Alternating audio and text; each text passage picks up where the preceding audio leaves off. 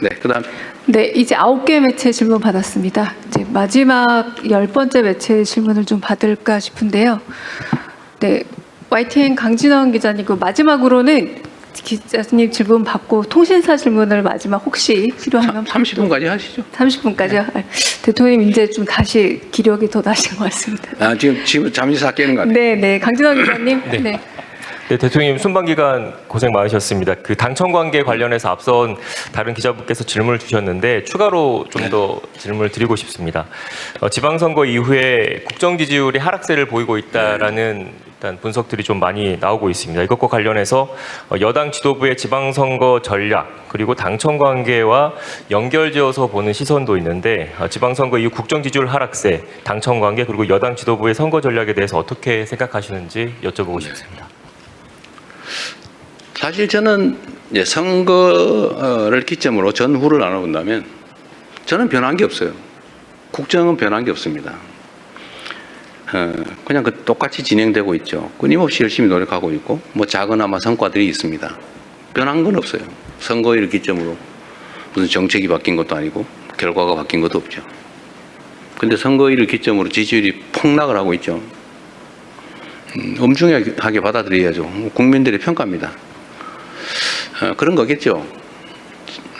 이재명 대통령 마음에 안 든다는 사람이 늘어난 거 아니겠어요? 그런 거겠죠. 당에 대해서도 마음에 안 드는 사람이 늘어났겠죠. 그건 냉정한 현실이죠. 받아들여야 되고 또 결론적으로는 그에 대해서 또 무한 책임을 져야 되겠죠. 더 많이 노력해야 되겠습니다. 그 원인을 제거하기 위해서도 애써야 되겠죠. 뭐 여러 가지 분석이 있겠지만 아마 제일 큰 거는 그럴 겁니다.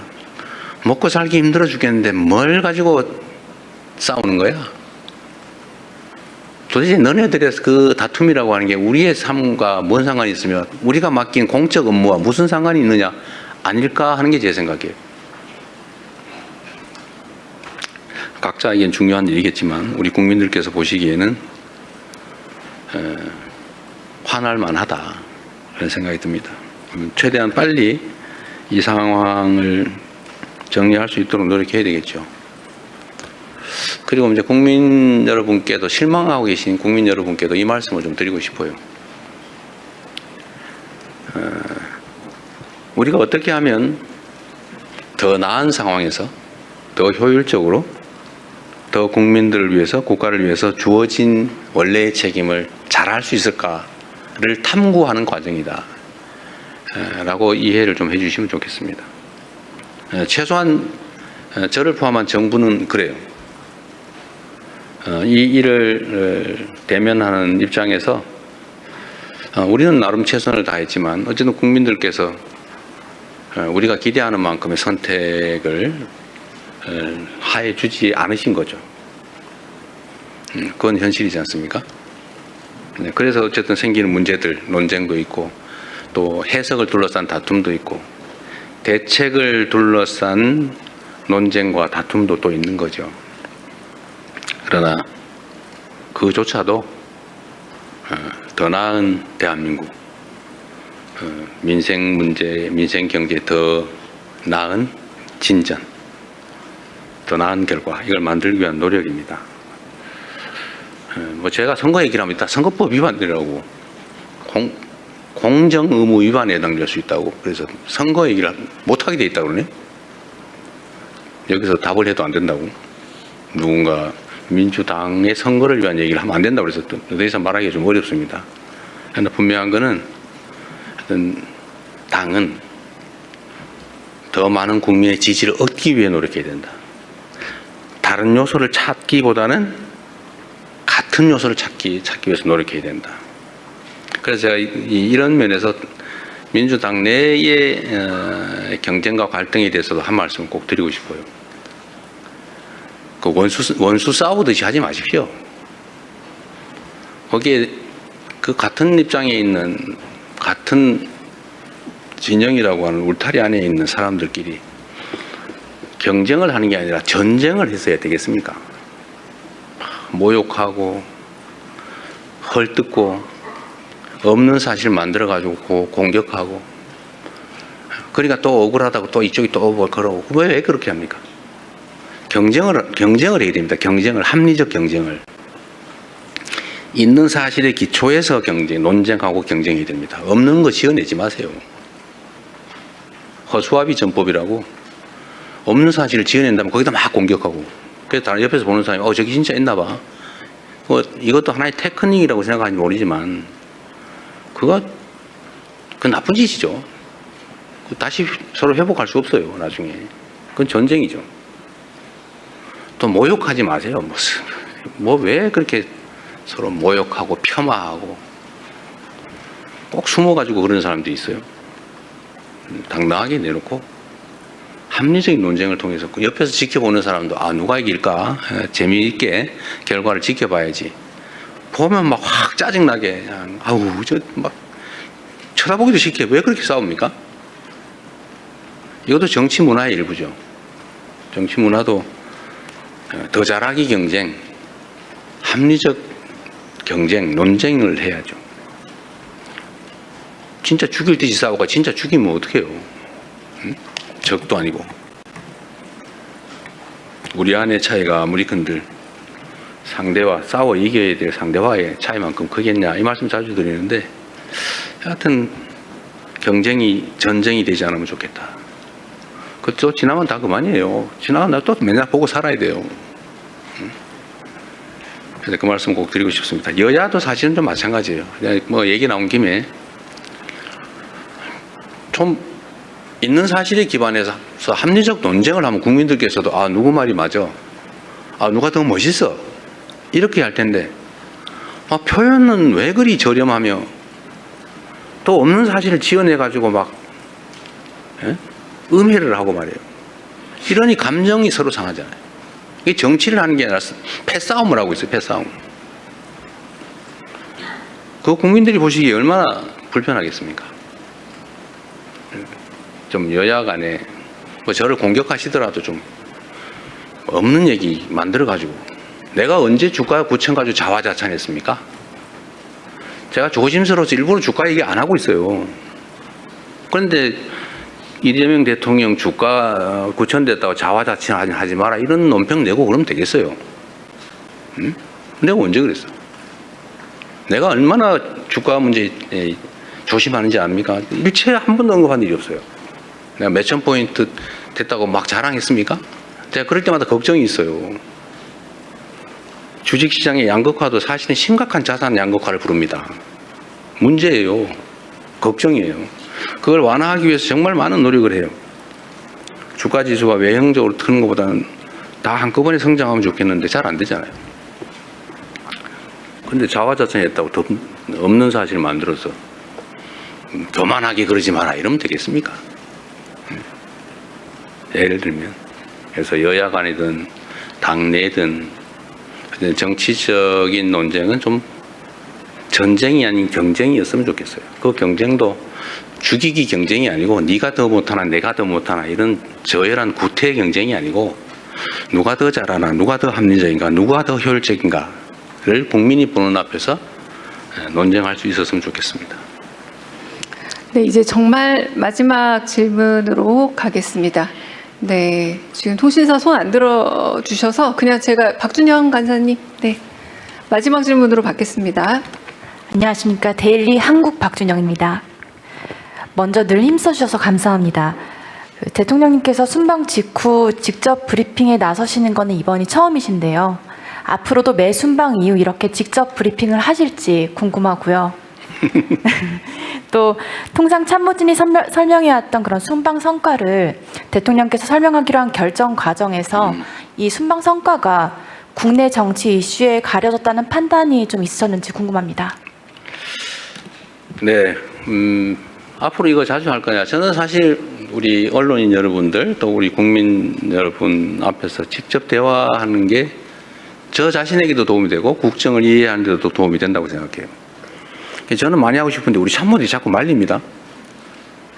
그래서 제가 아까도 그 얘기를 했더니 아니 이거 말고도 무슨 국무회의도 공개하고 무슨 타운홀 미팅도 공개하고 이렇게 많이 공개하는 대통령이 없었다.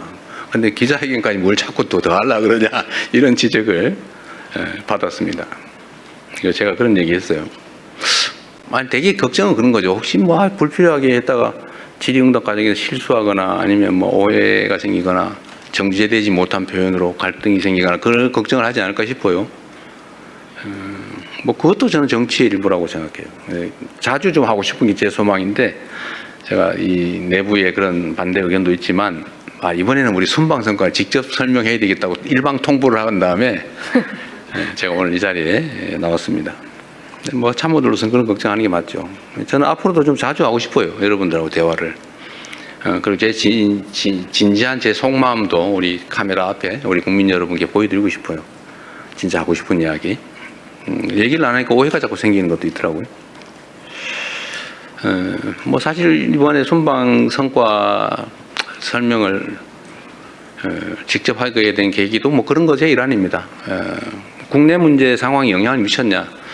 뭐 영향이 없다고 할 수 없겠죠. 실제로 좀 매우 아쉽기도 했어요.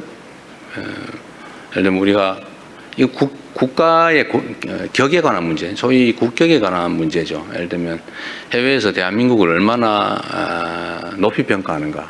사실 저 스스로도 잘 느끼지 못할 정도로 대한민국의 위상이 높습니다. 뭐 여러분도 어떻게 느끼시는지 모르겠는데 우리 국내에서 느끼는 것보다 해외에 나가 보면 정말로 대한민국에 대한 환호를 합니다. 제가 이번에도 이제 파리가 아니죠. 에비앙에서 이제 G7 회의를 하고 사전 행사로 저녁 때 이제 그 지역의 중학생들이 이제 노래를 해주는 그런 시간이 있었어요. 거기를 갔더니 이제 정상들이 한 열 몇 명 이렇게 쭉 서 있잖아요. 부부가.